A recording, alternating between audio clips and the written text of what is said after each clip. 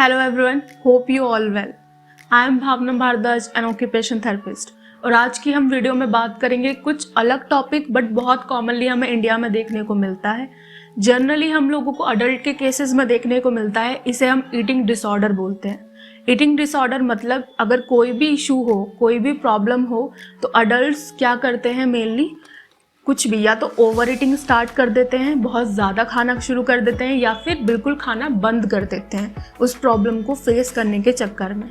पर अभी रिसेंटली मैंने देखा कि बच्चे जो होते हैं, अगर हम ADHD हाइपर एक्टिव बच्चों की बात करें या फिर कुछ एक बिहेवियर इश्यूज़ जो बच्चों में आज कॉमनली देखने को मिल रहे हैं, वो बच्चे भी इसको डेवलप कर रहे हैं या फिर अपनाने की कोशिश कर रहे हैं। क्या होता है कि वो स्पीच तो बिल्कुल बंद कर देते हैं, साथ साथ क्या करते हैं कि कहीं ना कहीं तो उस चीज़ को निकालना है। वो जो सेंसरी है, अगर आपने स्पीच बंद कर दी है तो उसको वो यूज़ करते हैं किसी और वे में। कॉमनली हमें देखने को मिल रहा है कि वो ओवर ईटिंग, कोई रेगुलेशन नहीं है, कोई टाइम रेगुलेशन नहीं है, बहुत ज़्यादा खा रहे हैं या बिल्कुल ही बंद कर देते हैं। जैसे CP के बच्चे में हम देखने को मिलता है, मेटाबॉलिक रेट उतना अच्छा नहीं होता। तो पहले हमें ये लग रहा था कि ये नॉर्मली अडल्ट के केसेस में मिल रहा है, या फिर कोई एक भी जनरेशन पर्टिकुलर या तो बहुत ज़्यादा खा रही है या बिल्कुल बंद कर रही है। सो आजकल जैसे कि डाइटिंग बहुत ट्रेंड में चल रहा है, तो कहीं ना कहीं उसमें भी हम ईटिंग डिसऑर्डर को डेवलप कर रहे हैं, जिसके हमें ज़्यादा पॉइंट्स देखने को मिल रहे हैं। हमें ऐसा लगता था कि अडल्ट्स ही ऐसा करते हैं, जो मैच्योर हैं वो ही करते हैं, बट अब रिसेंटली ये भी देखने को मिल रहा है कहीं ना कहीं ये बच्चों के बिहेवियर में या बिहेवियर इश्यूज़ में भी डेवलप हो रहा है। तो आज हम इसी के बारे में कंप्लीट बात करेंगे। अब ईटिंग डिसऑर्डर, आप बहुत ज़्यादा खा रहे हैं, बहुत कम कर दिया है खाना, अचानक से तो जनरेट हो नहीं सकता। ये एक पूरा प्रोसेस होता है, आपकी सिचुएशन या फिर आपकी कंडीशन पे डिपेंड करता है कि आप इसको कैसे डेवलप कर रहे हैं। एक पूरी जर्नी होती है। अब आप ईटिंग डिसऑर्डर को या फिर बहुत ज़्यादा खाना या बहुत कम खाना आप एक तरीके से कंप्लाइन में लेते हैं। आप सोचते हैं कि कोपिंग स्किल है, मैं यूज़ करता हूँ, अगर मैं टेंशन में हूँ बहुत ज़्यादा तो मैं ये करता हूँ, या फिर अगर मेरे को कोई चीज़ ढंग से प्रॉब्लम सॉल्विंग में यूज़ नहीं हो रही है, मैं सॉल्व नहीं कर पा रहा हूँ, तो मैं इसे डेवलप करता हूँ। तो मैंने इसे कोपिंग स्किल की तरह यूज़ करना स्टार्ट कर दिया है। तो बहुत सारे बंच ऑफ रीजंस हो सकते हैं कि क्या क्या प्रॉब्लम है। हम बात करेंगे आज की वीडियो में अर्ली साइन के बारे में कि कौन से ऐसे साइन है जो आप पहले ही देख के समझ सकते हैं कि आप ईटिंग डिसऑर्डर की तरफ को जा रहे हैं, या कोई भी आगे जाके फ्यूचर में ऐसी चीज़ डेवलप हो सकती है जिससे आप छुटकारा भी पाना चाहेंगे, बट आप कहीं ना कहीं मजबूर होंगे कि आप उससे नहीं निकल सकते हैं।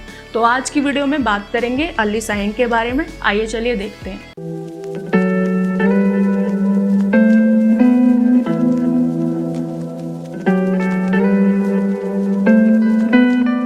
सो फर्स्ट पॉइंट हमें क्या देखने को मिलता है कि हम हमेशा अपने फूड थॉट को रिवॉर्ड की तरह या फिर पनिशमेंट की तरह यूज़ करते हैं।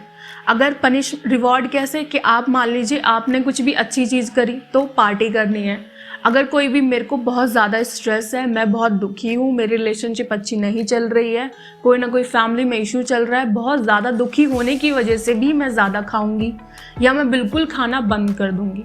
तो या तो हम फूड को एक रिवॉर्ड की तरह बहुत ज़्यादा ओवर ईटिंग इस तरीके से यूज़ करते हैं, या फिर हम पनिशमेंट की तरह यूज़ करते हैं कि बिल्कुल खाना ही बंद कर दिया। तो फर्स्ट अर्ली साइन यही होते हैं कि अगर हम बहुत एक्साइटेड हैं तो रिवॉर्ड की तरह ओवर ईटिंग, और पनिश करने के लिए बिल्कुल लैक कर देते हैं फूड को।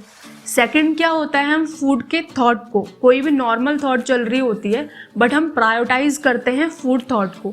मैं नॉर्मल बात कर रही हूँ, अपनी फैमिली गैदरिंग में हूँ, बट कहीं ना कहीं मेरे दिमाग में चल रहा है कि मुझे ये खाना है, ये खाना है, बहुत ज़्यादा चॉकलेट खाने का मन कर रहा है, आइसक्रीम खाने का मन कर रहा है। नॉर्मल जो आपकी रिलेशनशिप थी या गैदरिंग थी, वहाँ से हट के आपके थॉट प्रोसेस प्रायोरिटाइज करती है आपके फूड थॉट्स को। तो अगर आपको लगता है कि आप हर टाइम खाने के बारे में सोच रहे हैं कि यहाँ से जाके मैं क्या खाऊंगा, या फिर ऐसा भी नहीं कि मैं हेल्थी ईटिंग को प्रायोरिटाइज कर रही हूँ, ऐसा होता है कि हम लोगों को बाहर का जो फास्ट फूड है या फिर कोई भी ऐसा फूड जो हार्मफुल होगा और उसके बारे में हम कंप्लीट सोचे जा रहे हैं, या फिर जो भी हमें बहुत अच्छा फील देता है उसके बारे में, तो हम नॉर्मल चीज़ को भी शिफ्ट करने लगे हैं अगर फूड प्रोसेस या फूड थॉट की प्रोसेस में, तो इसको हम अर्ली साइन में इंक्लूड करते हैं। नेक्स्टली इसी से रिलेटेड आपको क्या देखने को मिलता है कि आप हमेशा अपनी नॉर्मल थॉट प्रोसेस को शिफ्ट करने लग जाते हैं फूड थॉट प्रोसेस से। आप अपना काम कर रहे थे, आपका नॉर्मल जॉब कर रहे थे या पढ़ाई कर रहे थे, पर ध्यान आया अचानक से कि स्नैक्स खाने हैं या फिर चॉकलेट रखी है वो खानी है, कोई भी चीज़ रखी है। अगर मैं पढ़ भी रहा हूँ तो टोटली मैं साथ साथ कुछ ना कुछ खा रहा हूँ। अगर मैं ऑफिस में बैठा हूँ तो मैं कॉफ़ी ले रहा हूँ, स्नैक्स ले रहा हूँ। नेक्स्टली इसी के साथ आपको क्या मिलता है कि आप इंगेज होने लग जाते हैं एक सीक्रेट बिहेवियर में। सीक्रेट बिहेवियर जिससे आपके रिलेशनशिप हैम्पर होने स्टार्ट हो जाते हैं कि आप अलग ही दुनिया में खोए हुए हैं। आपको कुछ समझ ही नहीं आ रहा है कि नॉर्मल जो दुनिया है या फिर कोई भी प्लेस है उसमें क्या चल रहा है। आप अपने ही प्रोसेस में लगे हुए हैं, हर टाइम एक ही चीज़ सोच रहे हैं कि मेरे को क्या खाना है, क्या रखा हुआ है, क्या कौन ख़त्म कर देगा, मुझे जल्दी से फिनिश करना है। अगर मैं दुखी हूँ तो मुझे ये खाना है, मैं खुश हूँ तो मुझे ये खाना है। आप इंगेज रहते हैं अपने ही सीक्रेट बिहेवियर में, एकदम अपने आप को बंद कर लेते हैं और ओपन अप होना बंद कर देते हैं। कई बार ये नॉर्मल केसेस में भी देखने को मिलता है। कुछ लोग इसे यूज़ करते हैं कि अगर मेरे को लोग बहुत ज़्यादा बोलते हैं, मान लीजिए कोई भी लोग बहुत ज़्यादा किसी को बहुत ज़्यादा बोल रहे हैं, कोई भी पॉइंट कर रहे हैं, तो क्या करता है कोई भी इंसान, बिल्कुल खाना बंद कर देता है। कि एक टाइम किसी ने मेरे को बहुत ज़्यादा बॉडी शेमिंग करी थी, बहुत ज़्यादा मेरे को पिन डाउन किया था, अब मैं बिल्कुल खाना बंद कर देता हूँ ताकि मैं डिसअपियर हो जाऊँ, अपने आप को बंद कर लूँ, किसी से मेरे को मिलना नहीं है, कुछ नहीं करना। तो इसे हम इस तरीके से भी लेते हैं कि हम बॉडी शेमिंग एक टाइम पे बहुत ज़्यादा हुई थी तो उस वजह से हमने ईटिंग बिल्कुल बंद कर दी ताकि मैं डिसअपियर हो जाऊँ, किसी के लिए मैं एग्जिस्ट नहीं करता। So last point is feel compiled to act. आप मजबूर हो जाते हैं, आप छोड़ना चाहते हैं बट एक पॉइंट के बाद आप उसे छोड़ भी नहीं सकते।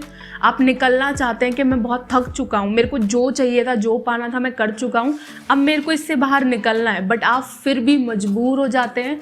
आप उस एक्ट को प्रोसेस में ला ही नहीं पाते, आप उसे छोड़ ही नहीं पाते कि मैं एक हफ्ते तो डाइटिंग करता हूँ या एक हफ्ते तो मैं नॉर्मल प्रोसेस में जाता हूँ, बट उसके बाद कहीं ना कहीं मजबूर होके बैक टू नॉर्मल वही चीज़ जो मैं कर रहा था वही दोबारा ईटिंग डिसऑर्डर में मैं स्टार्ट हो जाता हूँ।